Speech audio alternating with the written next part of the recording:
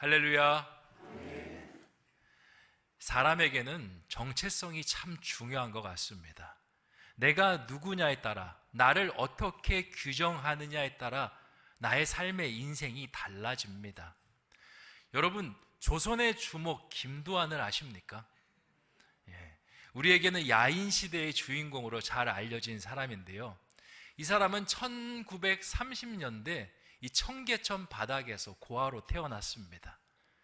힘들고 어려운 유년 시절을 보냈습니다.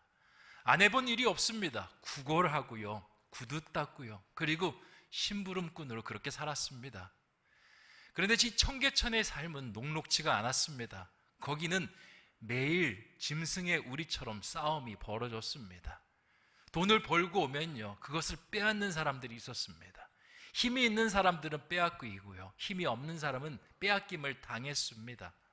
그래서 청계천 그 바닥에서 고아들은 항상 싸움을 했습니다. 김두한도 마찬가지였습니다. 살기 위해, 빼앗기 위해 그렇게 살았습니다. 김두한은 싸움을 곧잘 했습니다. 그래서 청계천 바닥을요, 하나하나씩 점령해 나가기 시작합니다. 성인이 됐을 때는 거기를 완전히 점령하고 종로로 나가게 됩니다. 싸움을 잘하니까 이 김두한 밑으로 사람들이 모여들기 시작합니다. 그리고 형님이라고 부르면서 이제는 패거리를 이루고요, 조직폭력배가 됩니다. 종로 이가의 다방을 거점으로 삼아서 종로 파고다공원 일대의 상인들에게 돈을 뜯으면서 살아갑니다. 보호비 명목으로 뜯지만요, 사실은 자기 주머니를 채우기 위해 살아가는 겁니다. 건달처럼 어깨를 으스하면서 그렇게 살아가는데 어느 날 한 노인이 나타나서 이 김두한을 꾸짖습니다. 두한아, 너 그렇게 살아서 되겠느냐라고 이야기합니다. 네가 누군 줄 아느냐? 너는 김자진 장군의 아들이다. 청산리 대첩을 치렀던 그 훌륭한 장군님의 아들인데 세상 깡패로 건달로 살아서 되겠느냐? 그 말을 합니다. 깜짝 놀랍니다. 내가 김자진 장군의 아들이라고요. 그리고 노인에게 묻습니다. 당신은 누구십니까? 청산리 대첩을 같이 했던 그 장군님의 부하라고 합니다. 그리고는 제대로 된 인생을 살라고 하면서 그렇게 떠나갑니다. 그 노인을 만난 다음에 김두한이 변합니다. 전에는 천혜고와 김두한이었습니다. 주먹패 김두한, 조직폭력배 두목 김두한이었는데 이젠 장군의 아들입니다. 내가 장군의 아들인데 이렇게 살아선 되겠느냐? 나도 조선을 위해서 일하는 사람 되어야겠다라고 생각을 고쳐먹습니다. 그리고 무슨 일을 할 수 있을까? 자기는 주먹 쓰는 일밖에 할 수가 없습니다. 조선을 위해서 주먹을 써야겠다라고 생각합니다. 그 종로 일대에는요, 김두한 패거리만 있는 것이 아니라 일본 야쿠자 패거리도 있었습니다. 그 사람들이 이 조선 상인들을 괴롭히고 일본 상인들에게 특혜를 주었습니다. 그 조선 상인들을 위해서 주먹을 듭니다. 평소에는 부딪히지 않기 위해서, 시비에 걸리지 않기 위해서 피해 다녔는데 이제는 그들과 맞서 싸웁니다. 그리고 조선 상인들에게 자유를 줍니다. 사람들에게 이미지가 바뀝니다. 전에는 깡패의 김두한이었는데 이제는 조선의 주목, 독립투사 김두한이 된 것입니다. 사람은요, 정체성이 어떠하냐에 따라서 사람이 달라집니다. 깡패 김두한이 아니라 장군의 아들 김두한이 그의 인생을 바꾸었던 것처럼 그렇게 바꿉니다. 예수님께서 공생애를 하실 때 사람을 바꾸시는 방식이 바로 이러한 방식이었습니다. 예수님은 사람을 찾아가셔서 너는 앞으로 이렇게 살아야 해, 이런 사람이 되어야 돼, 이렇게 말씀하지 않습니다. 새로운 정체성을 부여해 주십니다. 그리고 그 정체성이 그 사람을 바꿨습니다. 예를 들어 볼까요? 베드로는요, 예수님께서 찾아가셔서 너는 더 이상 생선 낚는 어부가 아니라고 말씀하십니다. 그리고 사람 낚는 어부가 될 것이다 라고 말씀하십니다. 그러자 베드로가 배와 그물을 던져놓습니다. 집과 전토를 던져놓고요, 예수님을 따르는 그런 제자가 됩니다. 베드로만 그랬을까요? 아니요. 세리 마태, 귀신 들린 여인이었던 막달라 마리아, 주님께서 찾아가십니다. 세상의 관점에는 그 사람들은요, 죄인입니다. 저주받은 사람입니다. 인생의 탈출구가 없는 그러한 인생입니다. 그런데 주님께서 그들을요, 세상이 말하지 않는 전혀 다른 개념으로 정체성을 부여하십니다. 너희는 나의 친구다.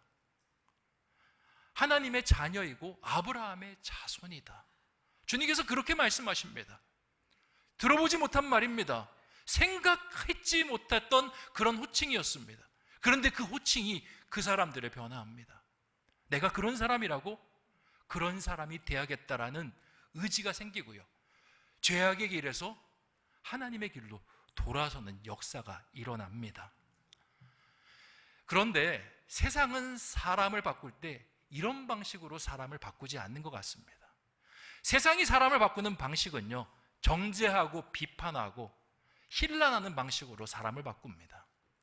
세상에서 세리 마테와 같은 사람을 만나면 세상은 뭐라고 하겠습니까? 야, 너 왜 인생을 그렇게 살아? 백성들의 고열을 빨면서 살면 그렇게 좋아? 이 매국노야? 좀 제대로 살아. 세상은 이렇게 이야기하지 않겠습니까? 막달라 마리아 같은 여자들을 만나면요, 제일 먼저 거는 질문이 행실에 대한 질문입니다. 너 행실을 왜 그렇게 했기에, 어떻게 했기에 귀신이 들렸어? 그렇게 천한 인생이 됐어? 그렇게 사람을 비난하고 그것으로 사람을 바꾸려고 합니다. 이게 우리 주변에 굉장히 빈번하고 흔하게 일어나는 일입니다. 남편의 흠이 보입니다. 그 남편의 흠을 바꾸고 싶습니다. 우리는 그 남편을 어떻게 바꿉니까? 남편의 그 흠을 들춰내는 방식으로 바꿉니다. 당신 왜 그렇게 말해? 당신 왜 그렇게 행동해? 똑바로 좀 행동하면 안 될까? 아내의 부족함과 연약함이 보입니다. 그것을 고칠 때도 마찬가지입니다. 아내의 부족함을 힐난하고 정죄해서 바꿉니다.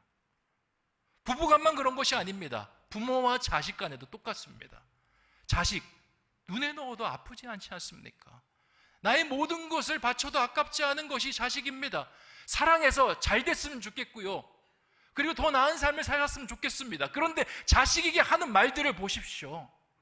그 자식을 정죄하고 상처 입히고 아프게 하는 말들 합니다. 너 언제까지 그렇게 살래? 언제까지 정신 못 차릴래? 그렇다고 대학을 들어갈 수 있겠어? 취업은 안 하고 뭐해? 끊임없이 마음의 아픔을 골라서 괴롭히는 말들이 우리 입속에서 나갑니다. 자녀들이 그걸 모르는 것이 아닙니다. 그런데 그 아픔을 콕 집어서 이야기하니 더 마음이 어렵습니다.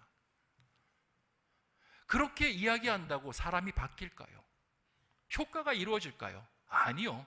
역효과 납니다. 그렇게 이야기하면요, 사람이 변하는 것이 아니라 마음에 상처만 생깁니다. 그리고 지금까지 좋았던 일들이 많이 있지만 그 상처만 기억 남습니다. 남편이 나에게 너무나 잘해줬습니다.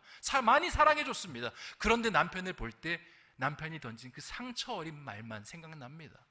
부모님이 나를 위해서 모든 걸 헌신해서 그렇게 대해주셨습니다. 그런데 부모가 던진 그 날카로운 말이 마음속에 남아있습니다. 그게 부부관계를, 부모와 자식 관계를 망가뜨립니다. 따뜻하게 대해도요, 자꾸 그 말이 생각이 나서 마음을 열 수가 없습니다. 오늘 우리가 읽은 마태복음 5장 13절에서 16절까지의 말씀은 세상에 온갖 아픔을 가진 사람들이 주님 앞에 나오는 말씀입니다. 그런데 주님은요, 세상의 방식으로 그들을 바꾸는 것이 아니라 정체성을 새롭게 하심으로 그들을 바꾸십니다. 세상은 그들을 깎아내리는데 주님은 그들을 높이십니다. 세상은 그들을 정죄해서 낙담시키는데 주님은 그들을요, 용기를 북돋워 주십니다. 너 그런 사람 아니라고. 나는 안다라고. 너는 훨씬 더 귀중하고 값지고 존귀한 그런 존재라고 주님께서 말씀해 주십니다. 이게 변화를 일으킵니다. 주님, 제가 진짜 그런 존재입니까? 돼보려고 노력하겠습니다. 스스로 노력하는 일이 일어납니다. 그리고는요, 주님의 말씀대로 변화하는 역사가 일어납니다. 오늘 이 말씀을 같이 살펴볼 것입니다. 이 말씀을 통해서 우리가 변화할 때 세상의 방식의 변화를 따르지 않는 사람 되기 원합니다. 백날 천날 말을 해봤자 결국 남는 건 상처입니다. 거기에 우리가 마음을 두는 것이 아니라 주님께서 하셨던 변화의 방식을 우리도 배우는 그런 은혜가 있기를 주님의 이름으로 축원드립니다. 오늘 말씀의 배경은요, 산상수훈이라는 그 말씀 속에 일어난 사건입니다. 이 산상수훈이 뭐냐? 주님께서 처음 공생애를 시작하시면서 하나님 나라가 어떠한지 설파하신 설교의 내용입니다. 사람들은 하나님 나라를 들어본 적이 없습니다. 그래서 주님께서 친히 설명해 주십니다. 이때 이 말씀을 듣기 위해서 두 그룹이 오는데요, 첫 번째 그룹은 예수님의 제자 그룹입니다. 그리고 두 번째 그룹이 있는데 무리라고 불리는 그룹입니다. 이 사람들이 어떤 사람들이냐? 세상에 아픔과 문제를 갖고 있는 사람들입니다. 자신의 힘으로 해결하고 싶고 변화하고 싶고 새로워지고 싶은데 전혀 자신의 힘으로 되지 않는 사람들이 찾아온 것입니다. 그리고 그들이 주님을 만나 변화합니다. 이 사람들이 누구냐? 마태복음 4장 24절에 기록이 되어 있습니다. 같이 한번 읽어보겠습니다. 시작. 그의 소문이 온 수리아에 퍼진지라.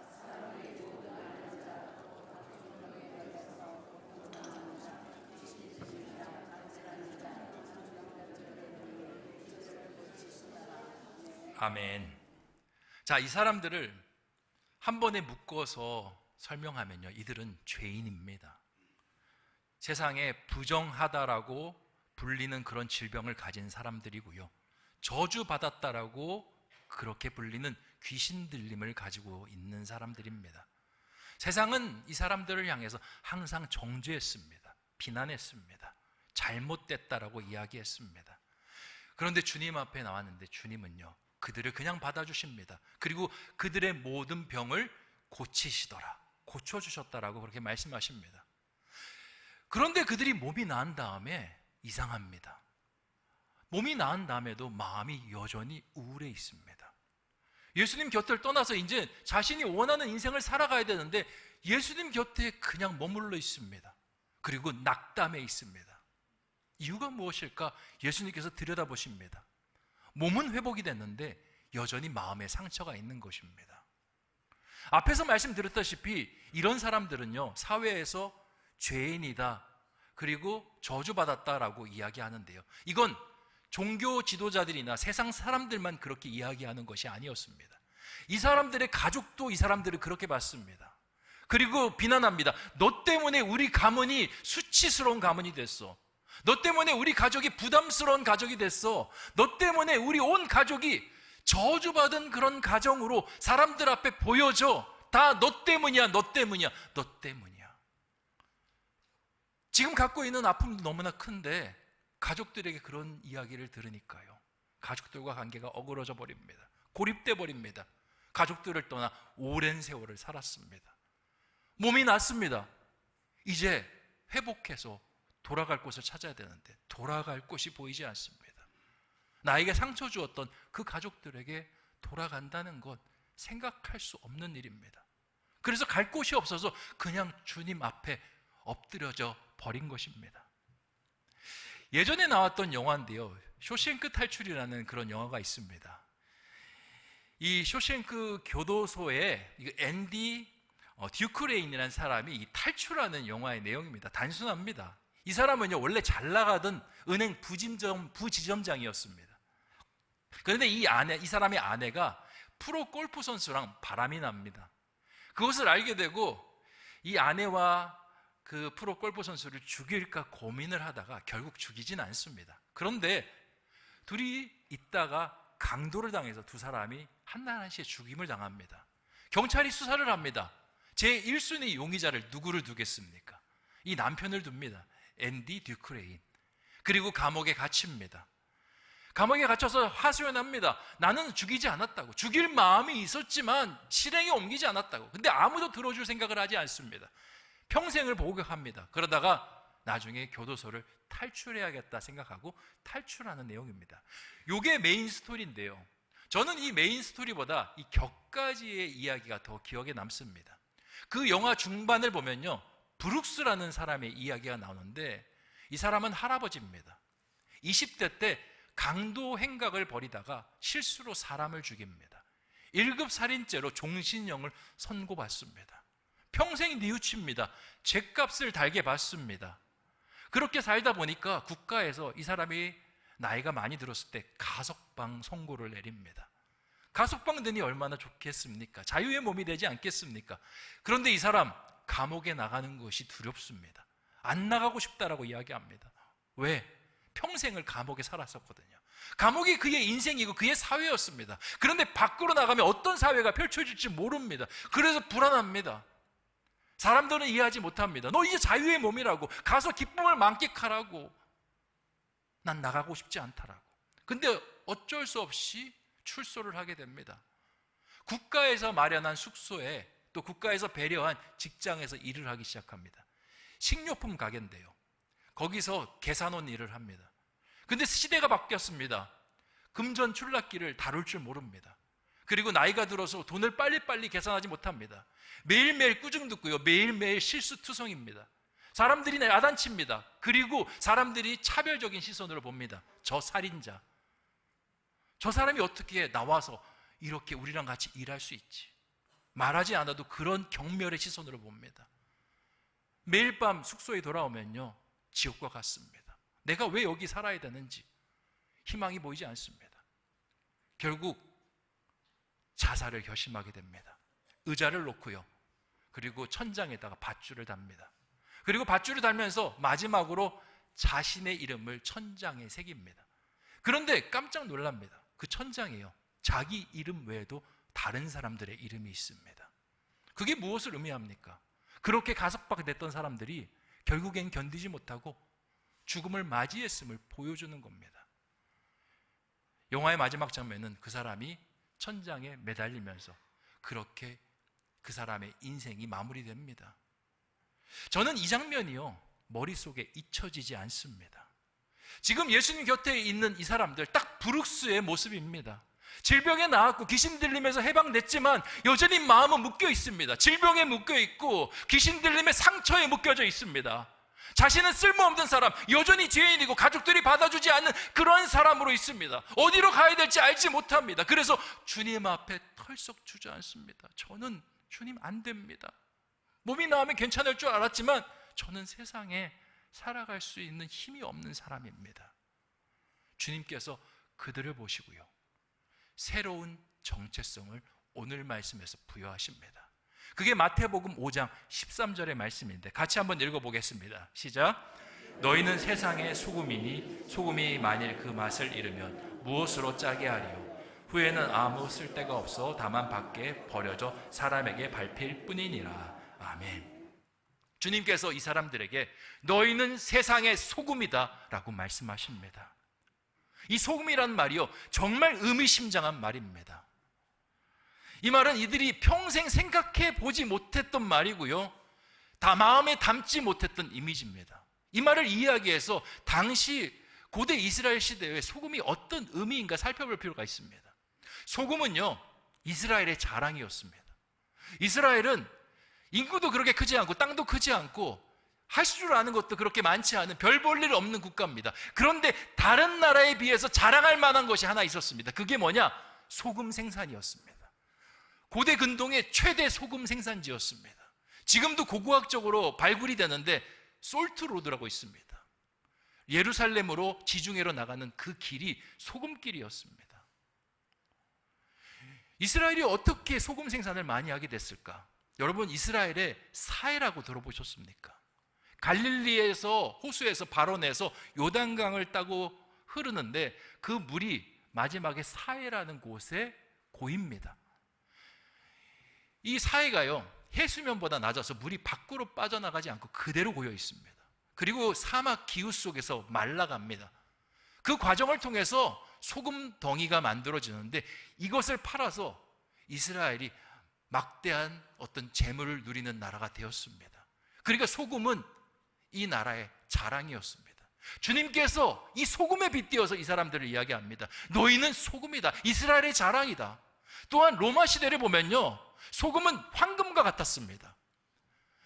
영어로 이 봉급을 셀러리라고 합니다. 그런데 그 셀러리라는 단어가 영어 솔트에서 왔다라는 거 아십니까? 로마 군인들이요, 봉급을 받으면 소금으로 받았답니다.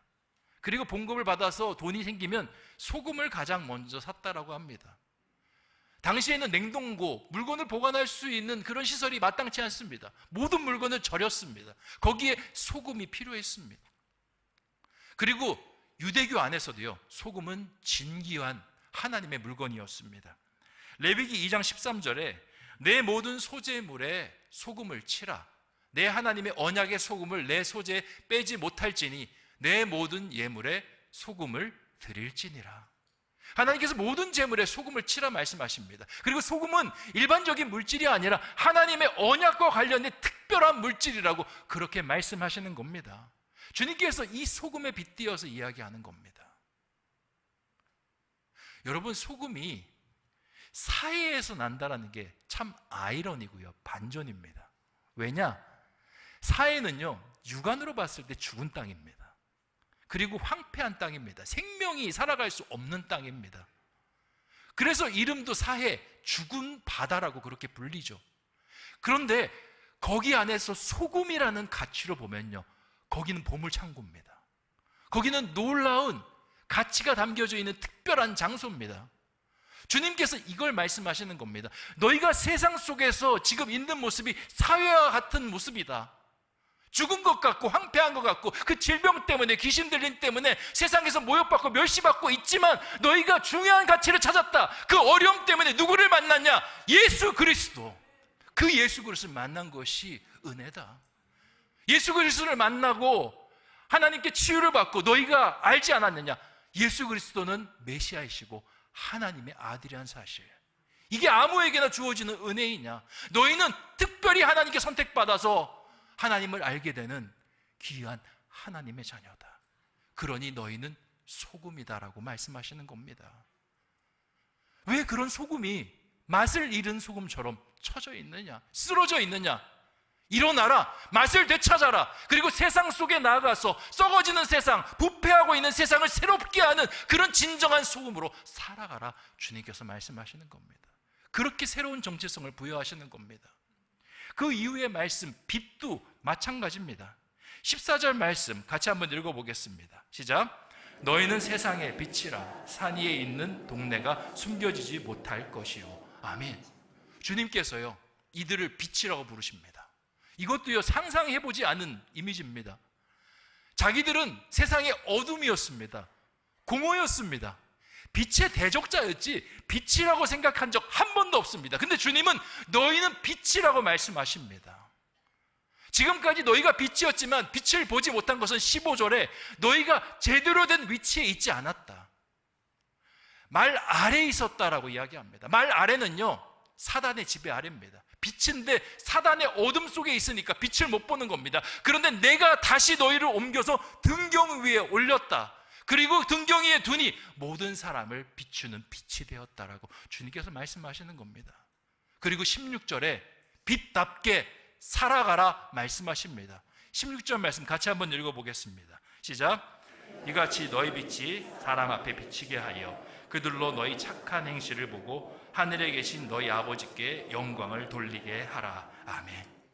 세상에 빛이 되어서 세상 사람들을 비춰주고 그 빛을 통해서 하나님께로 인도하는 영광의 삶을 살아가라. 주님께서 말씀하시는 겁니다.